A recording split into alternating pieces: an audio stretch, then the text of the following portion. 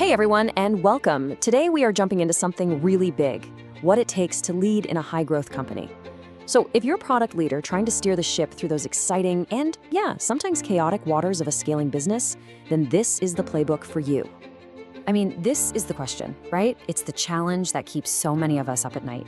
You've got all this momentum, all this potential, but you need a plan, a real playbook to turn that raw energy into a successful, structured product org. And that is exactly what we're gonna build together today.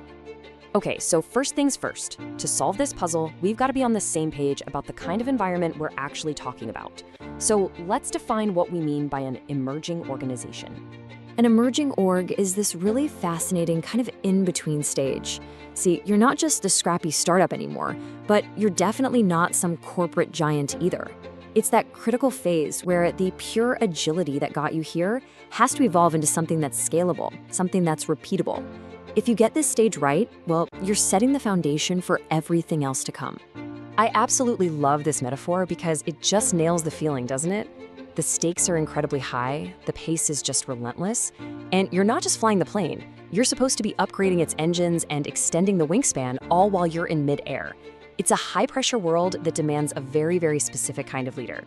So, if you're flying this plane, what's the first thing you need? A top-notch crew, of course. And that brings us to the first play in our playbook, recruiting the right leaders to help you navigate the chaos. You know, hiring for an emerging org isn't just about filling a slot on an org chart. It is a completely different game. You're hunting for a very specific type of person, right? Someone who looks at chaos and thinks, opportunity. You're probably being outspent on salary by the big established players, so your most powerful currency becomes the vision. You're not just selling a job, you're selling a chance to build something incredible from the ground up.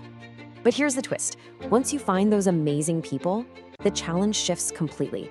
Because let me tell you, the way you lead a team of 5 is nothing like how you lead a team of 20. The whole game just changes. And this is a fundamental truth that so many leaders miss. The very things your first few hires loved, the chaos, the flexibility, wearing all the hats, those can become huge points of frustration for new folks who need and frankly expect more structure. Your job is to get ahead of this evolution. Just look at this contrast. It's so telling. Early on, it's all about speed and flexibility. But as you grow, people need predictability, they need clear roles. Your job as a leader is to build that bridge, to get your team from relying on individual heroics to creating real team-based scalability. And you have to do it before the cracks start to show. Okay, so we've covered the environment, we've covered the team. Now, let's talk about you. Look, effective leadership isn't about trying to be a carbon copy of some famous CEO. It's about understanding your own authentic style and then using your strengths to build that bridge we just talked about. So let's just pause here for a second. I want you to really think about this. When the pressure is on, what's your go-to move? Are you the one painting that big, inspiring picture of the future, the why behind it all? Or are you the one who dives in, creates the plan, clears the roadblocks, and just makes sure things get done? There is no right answer here, but knowing your default is absolutely critical. Of course, it's a bit more nuanced than just those two options. You might be that visionary who sets the North Star and gets everyone fired up. Or maybe you're the executor who is a master of process. Maybe you're more of a coach, totally focused on growing your people. Or an innovator, always pushing into new territory. The key isn't to be all of them. The key is to know who you are and then surround yourself with people who complement you and fill in those gaps.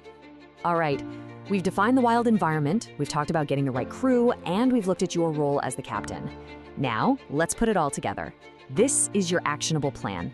This is the playbook that's going to guide you. And here it is, the playbook we've been building up to. It's really a 4-step loop. Step 1, recruit people who thrive in ambiguity. Step 2, proactively manage your team's changing needs. Step 3, know your own leadership style and lean into it. And step 4, execute with clarity. And this isn't a one-and-done setup, this is a cycle, something you'll come back to again and again as your company scales. And that really gets to the heart of it, doesn't it? What we've been talking about today isn't some checklist you finish and then you're done. It's a practice. It's something you have to work on, to cultivate, every single day as you, your team, and your whole organization continue to grow.